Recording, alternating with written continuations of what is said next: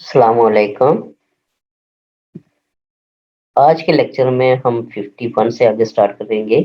पिछले लेक्चर्स में मैंने आपको 50 तक एमसीक्यू करवाए थे, तो आज मैं 51 से आगे स्टार्ट करूंगा। तो 51 एमसीक्यूज है आपके पास। कहता है while teaching in the classroom any kind of work that involves two or more students is the form of. तो एक collaborative learning, B collaborative project, collaborative work या कोलैबोरेटिव एफर्ट। तो सारे ये क्लास में कोलैबोरेटिव लर्निंग की होगी, ठीक है। नेक्स्ट आपके पास है क्वेश्चन नंबर 52। इसमें कहता है checking is the dash technique. A ordering, B memorisation, C knowledge या डी नन ऑफ दी। तो ये मेमोराइजेशन होगा, ठीक है। नेक्स्ट आपके पास है question number 53, the theory explaining the different types of learning and proposing that they require different types of teaching is remembered as conditions of knowledge, conditions of behaviors, या आपके पास आएगा आगे ऑप्शन देखते हैं हम, कंडीशंस ऑफ लर्निंग या none of the. तो condition of learning इसका बेस्ट ऑप्शन आएगा। नेक्स्ट अप आपके पास 54। इसमें देखिए क्या था, when a notebook is maintained by a group in which each member of the group is expected to add an idea. The notebook is known as, यानी कि एक ग्रुप ने एक नोटबुक तैयार की, तो ग्रुप के हर मेंबर का उसमें आइडिया मेंशन है, ऐड है, जमा है। तो इसको हम कलेक्टिव नोटबुक कहेंगे, collective work sample, collective homework. One of the collective notebook है तो नोटबुक की होगी, ठीक है, कलेक्टिव नोटबुक। नेक्स्ट आपके पास है 55। इसमें कह रहा है circle of learning where circles of learning were formulated by. Circles of learning जो है वो किसने फॉर्मुलेट किया? ए रॉगर्स ने, बी डेविड जॉनसन ने, C Roger and David Johnson, या डी नन ऑफ दीस। तो आपने अगर पढ़ा है तो ये रॉगर एंड डेविड जॉनसन ने फॉर्मुलेट किया था, ठीक है। नेक्स्ट आपके पास है 56। इसमें कहता है dash can be useful in motivating some student to learn. A competitions, B coalitions, C compositions, D none of the। तो देखिए useful in motivating student, positive competition जो होता है स्टूडेंट्स के दरमियान में वो ज्यादा बेस्ट होता है, उससे बच्चे ज्यादा सीखते हैं, तो ये कंपटीशन से होगा, ठीक है। नेगेटिव कंपटीशन नहीं होनी चाहिए बल्कि पॉजिटिव कंपटीशन स्टूडेंट्स के दरमियान। नेक्स्ट आपके पास है 57। तो 57 को हम देखेंगे, इसमें क्या कहता है 57। तो देखिए 57 में कहता है a process of looking at what is being assessed is called। a process of looking at what is being assessed।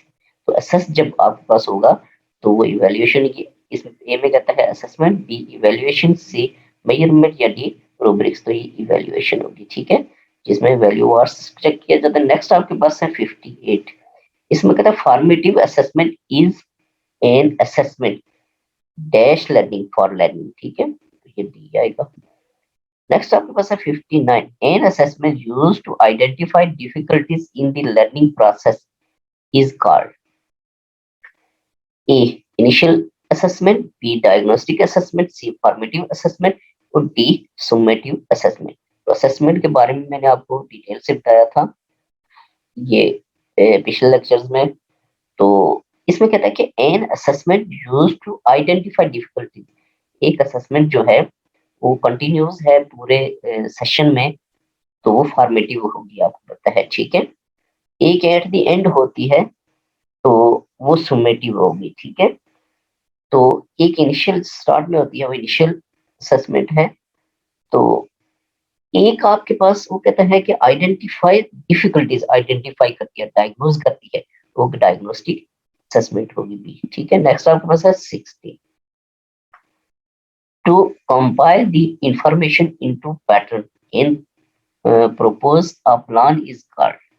तो ये सिंथेसाइजिंग आएगा, ठीक है। नेक्स्ट आपके पास है 61। 1।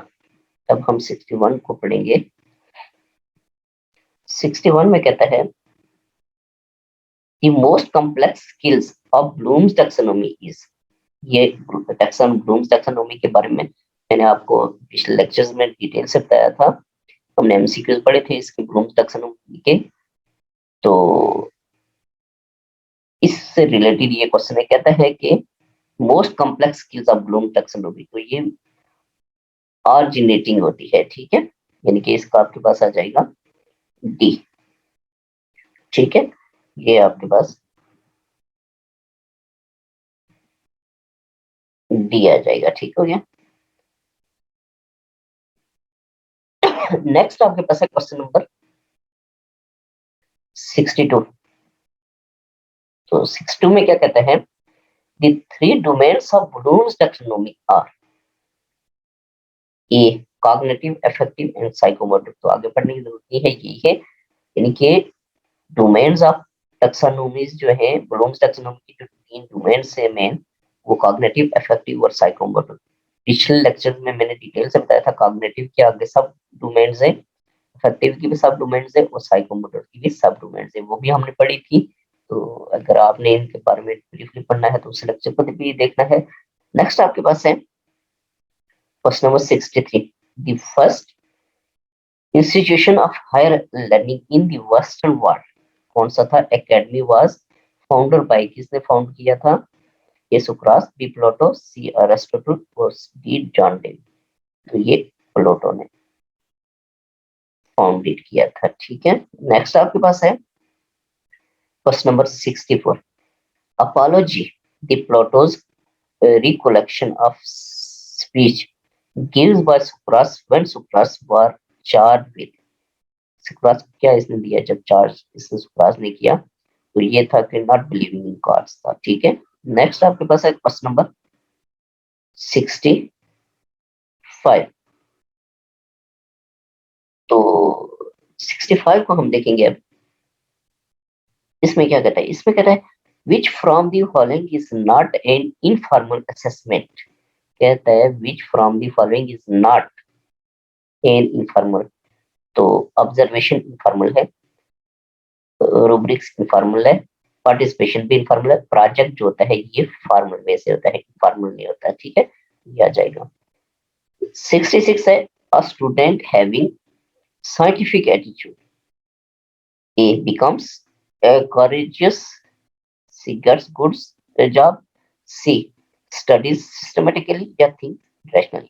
साइंटिफिक एटीट्यूड होगा तो थिंक्स रैशनली थिंक करेगा। ठीक है, तो दिया जाएगा। नेक्स्ट आपके पास 67।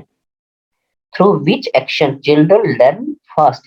कौन से एक्शन से बच्चा सबसे तेजी से सीखता है? तो ये फेशियल एक्सप्रेशन होते हैं। ठीक है, वाक स्टडी या राइट से नहीं बल्कि फेशियल एक्सप्रेशन जो होते हैं इससे बच्चा सबसे ज्यादा, छोटा बच्चा जो होता है वो जब उस फेशियल एक्सप्रेशन देता है देखता है तो उससे वो ज्यादा लर्न करता है। ठीक है, नेक्स्ट आपके पास है 68। Projective techniques of measuring personality is superior to other techniques because the examiner does not know that he is revealing his own self। बिल्कुल ये इसका ऑप्शन है ए। ए आ जाएगा। ठीक है, आगे पढ़ने की जरूरत नहीं है। नेक्स्ट आपके पास क्वेश्चन नंबर 69। ठीक है, 69 में क्या कहता है? 69 में कहता है विच of the following strategy is problem centre. कौन सी स्ट्रेटेजी प्रॉब्लम सेंटर से? ए डिस्कवरी, बी हर्स्टिक, सी प्रोजेक्ट या ऑल ऑफ द अबव। ये सारी है। ठीक है, इसका आपके पास आ जाएगा all of the above, D आ जाएगी, सारी है तीनों। ठीक है, नेक्स्ट आपके पास 70%। Teacher should read other books also except course books, what will be the benefits of it. एक टीचर जो है वो कोर्स के अलावा बाकी बुक्स भी पढ़ता है और भी एक्स्ट्रा बुक्स पढ़ता है, उसका क्या फायदा होगा? They can use their best time, they will get satisfaction and teach well, knowledge will be overall developed and they teach well, या D people will know him as best teacher due to his way of teaching।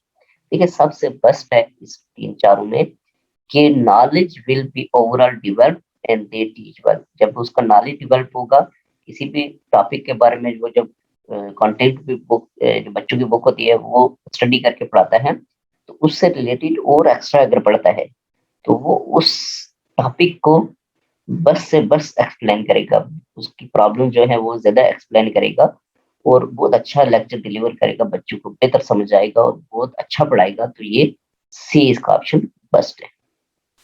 Next question number 71 है, there are three main duties of a teacher which are. तीन teacher की main duties है, teaching, regulation and direction, बिल्कुल यही है, ठीक है। Next आपके पास है question number 72, which of the following factors the classroom management. कौन से फैक्टर जो है वो क्लासरूम मैनेजमेंट के हैं। A discipline and control behaviour in classroom, ये भी जरूरी है। Behaviour of teacher with students, ये भी बहुत जरूरी है। C general administration and management of school, ये भी बहुत जरूरी है। ऑल ऑफ दी अबव, ये सारे जरूरी है, तो डी इसका बेस्ट ऑप्शन आएगा, ये सब इसमें आ जाएंगे, ठीक है। नेक्स्ट 73 है, स्टूडेंट्स ऑफ क्लास वी, पांचवी क्लास का स्टूडेंट पांचवी क्लास के students make too much of noise in math class में बहुत ज्यादा शोर कर रहे हैं। The probable reason of his could be that the teacher, इसका क्या रीजन हो सकता है, is not well versed in teaching methodology, जो टीचिंग methodology है वो बस नहीं है, बच्चे इन्वॉल्व नहीं है उधर लेसन में, ये जो लेक्चर में, तो इस वजह से बच्चे शोर कर रहे हैं। अगर बहुत इंप्रेसिव लेसन होगा तो बच्चे शोर नहीं करेंगे, तो ये फर्स्ट ऑप्शन है इसका, ये आ जाएगा। नेक्स्ट आपके पास 74 क्वेश्चन, तो 74 क्वेश्चन को हम देखेंगे। इसमें क्या कहता है, इसमें कहता है ट्रू और false items can not provide accurate criterion of evaluation because change of guessing on the part of examinees is at highest probability, ये भी है इसमें। B they generally inflate actual scores due to guessing और teaching, ये भी है। They do not require through study to attempt, ये भी है। All of the above best option है, ये सब इसमें है, ठीक है। नेक्स्ट आपके पास है 75, who is called the father of both realism and scientific method. कौन है जो रियलिज्म और साइंटिफिक मेथड और रियलिज्म का फादर जो अरिस्टोटल था, ठीक है, ये आपको पता होना चाहिए। नेक्स्ट आपके पास 76, realism is a philosophical approach that argues that ultimate reality is the world of the dash, a ideas, b experience, c observation या d physical objects, तो इसका physical objects होगा, ठीक है। नेक्स्ट आपके पास 77, तो 77 में क्या कहते हैं, 77 में देखिए, इसमें कहता है the philosopher who is called the father of idealism, idealism का फादर जो है, अगर आपने पढ़ा है, वो प्लेटो था, ठीक है। आइडियलिज्म का फादर जो है वो प्लेटो था। नेक्स्ट आपके पास है 78, the psychologist who for the first time proposed the concept of connectionism in the learning was dash, तो वो एडवर्ड थॉर्नडाइक था, ठीक है। नेक्स्ट आपके पास है 79, the philosopher who for the first time taught logic as a formal discipline, logic as a formal discipline, वो Aristotle था, ठीक है, ये इसका ये आ जाएगा। नेक्स्ट आपके पास है 80, तो 80 को हम देखेंगे, 80 में क्या कहता है,